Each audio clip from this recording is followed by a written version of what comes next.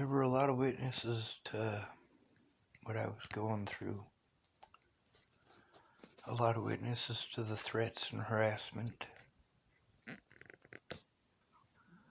But none of them ever came forward. None of them ever wrote it down.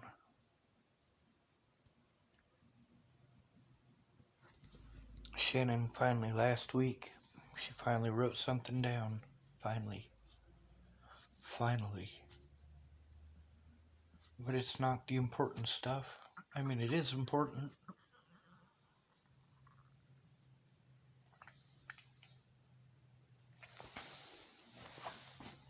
The problem is, Shannon can't help me because she can't shut up. You can't hear what another person is saying when you're busy talking over them, and you know what? While I was at her house for 2 months, I patiently listened to her every night. Every single night. Bitching about everybody else in the house and how terrible and horrible they are to her.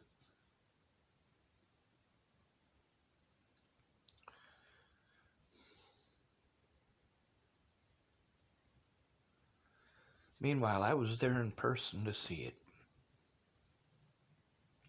No, Chris was not terrible to her. He wasn't taking advantage of her. He was trying to help her. He was trying to help work on her house. Well, she bitched about him like he wasn't even there. So he left. But you know what? Then she bitched that he left. He came back. And he worked on her house again, and she did the same thing. Shannon, while I was there, she'd get into an argument with Rick, and then she'd want to do the same thing that my dad did. What my dad did with Diane. Hey, Diane, back me up on this. Back me up on this. Fuck you, Dad. And fuck you, Diane. I'm not going to be that dude. She wanted me to be that dude. Sean, what do you think? What do you think? What do you think? I always told her the same thing. Shannon, make a decision in the morning, please. And yes, I understand that was protecting Rick. And I understand that doing it every night meant that I was protecting Rick every night. But I wasn't protecting him from death. She wasn't going to kill him.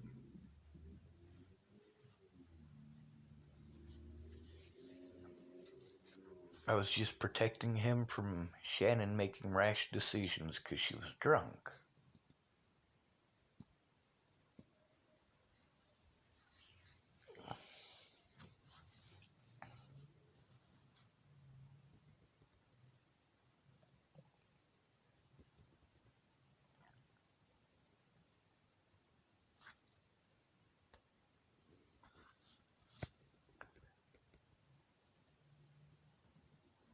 The story is too long for me to write it. I have panic attacks because I have to rush myself through all this because so much has happened and I need help and I beg for help. But I'm desperate for help, actual help, help that should have been provided by Jen Beebe, help that should have been provided by Kara Heller and Jeff Ritter.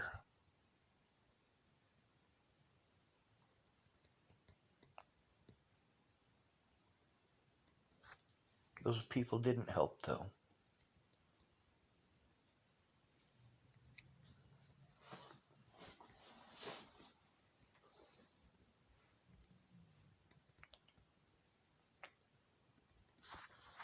My dad didn't help either. See, there's something that I needed more than money, more than food,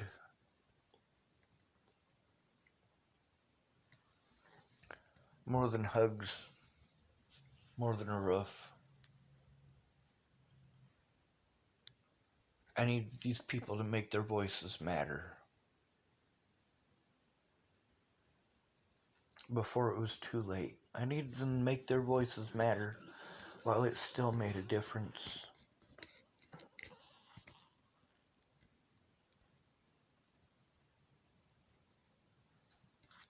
See, I knew what it would take for me to be able to defend myself in order for me to get an honest day in court. And it was people coming forward with the truth. It was Miss Peaches coming forward and admitting that I'd been trying to get help for a year. It was Jeff Ritter admitting that I was trying to get a lawyer for over 2 months before Natalie was killed. It was Darren O'Connor coming forward and explaining that I'd been trying to get a lawyer since well before Natalie died. That I was trying to go after the predators for a reason, because they were still doing these things to others. In my life, I've seen so many predators go from one person to another and do the same thing over and over again. I'm pissed off because I need help. Shannon Alvarado is not capable of listening. I mean, she's asking me questions, and I start telling her, and she starts talking over me. I'm like, what the fuck? Why did you even ask the fucking question?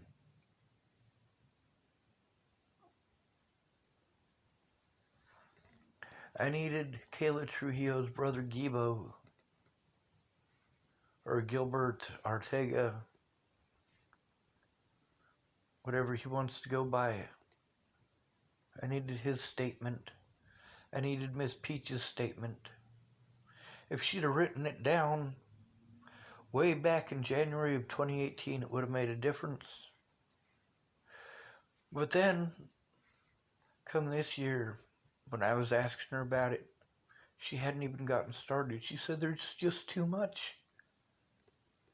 Yeah, I know. I know there's too much. She's like, I don't even know where to get started. I'm like, yeah, me neither. But I'm still trying. I'm still writing it down. Peaches, I need your fucking statement.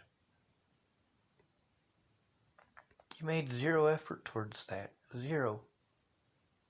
You have my USB drives that are full of information. I mean, there's a lot of stuff that's happened since then, but you have those USB drives, don't you?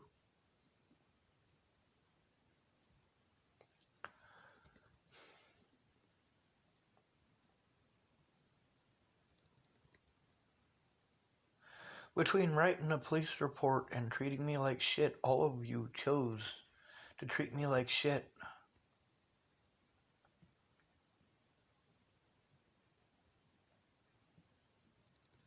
And pretend like I'm a bad person for speaking out about it. I needed your help, not empty words. I needed to be able to see my loved ones in person and have positive interactions. You know, right after I left Virginia, when I went over to Miss Peach's around Christmas time in 2016, you know, things were pretty good. They were. There was some positivity there for a few days. We even did fun things together. We played Magic the Gathering until Bear made it unfun.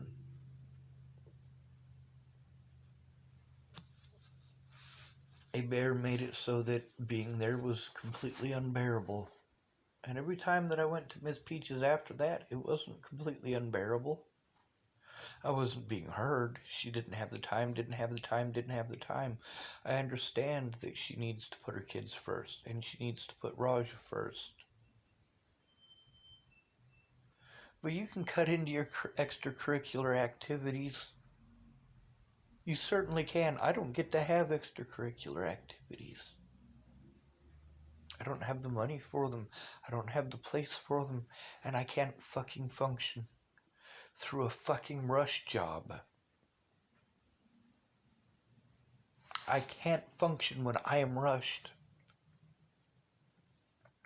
I can't do the things that I need to do when I'm busy jumping through hoops for you.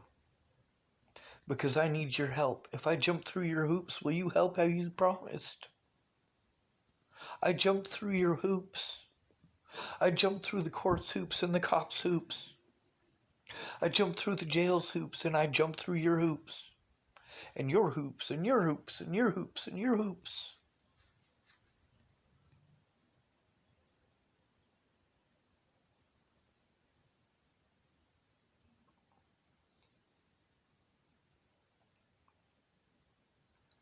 And that's why I beg people to kill me, because I literally cannot function. I cannot function. You think because I can tie my shoes and put on my pants that means I can take care of myself? No, I can't.